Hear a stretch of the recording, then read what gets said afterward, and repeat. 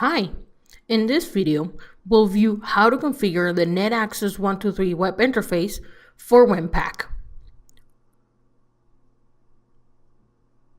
We'll begin by opening the web browser and navigating under the bubble that says Communications, select host/loop. We'll then click the drop-down menu for Macs for Cloud,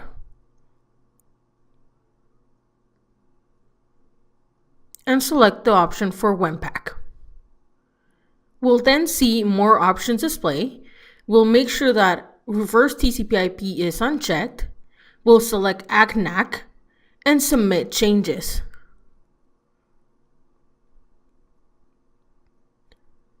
We'll then hit OK on the pop-up window, and we're going to wait for the web to come back up.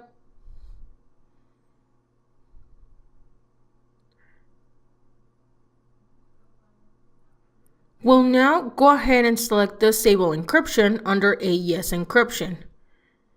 Hit OK on the pop-up window and submit the changes one more time. We now have the web interface configured to work with WIN-PAK.